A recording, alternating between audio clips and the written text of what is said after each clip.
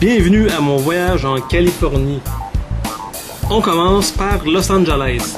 Qui dit Los Angeles dit gros building. Mais il n'y a pas juste des buildings à Los Angeles, il y a aussi des gens. Et des gens, étonnamment, qui sont pas tellement loin des préoccupations qu'on peut avoir à Montréal.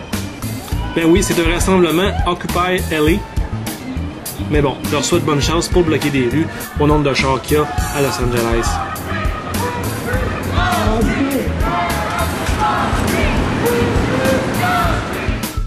Ils sont peut-être rares à Los Angeles, mais il y a des gens qui n'ont pas de char puis utilisent le transport en commun.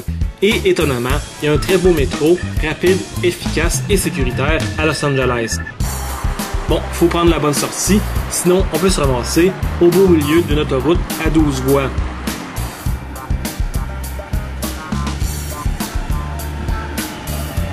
Par contre, si on sait où on s'en va, on peut se ramasser à de très jolis endroits comme Union Station,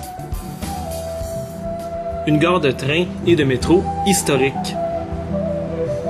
Et son intérieur a servi comme lieu de tournage pour plusieurs films, comme pour Blade Runner, où c'était le poste de police.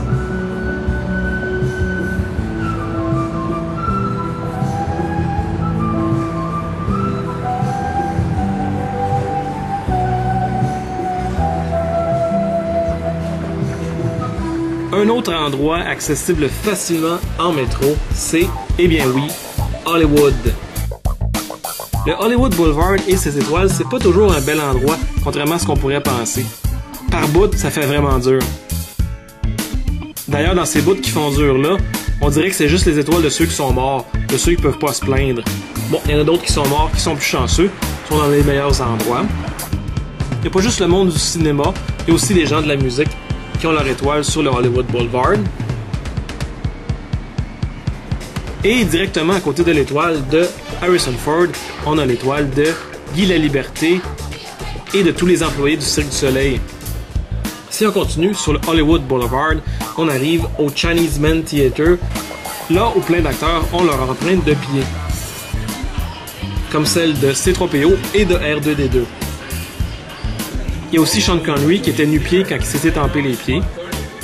Et j'ai remarqué que Harrison Ford a des pas mal plus grands pieds que moi et que, étrangement, j'ai à peu près la même pointure que Sylvester Stallone. Juste à côté du Chinese Men Theatre, il y a le Dolby Theatre, anciennement le Kodak Theatre, dont la décoration est assez rococo. Au Dolby Theatre, il y a le show du Cirque du Soleil Iris, un show sur le cinéma, un excellent show que je vous invite à aller voir au plus sacrant.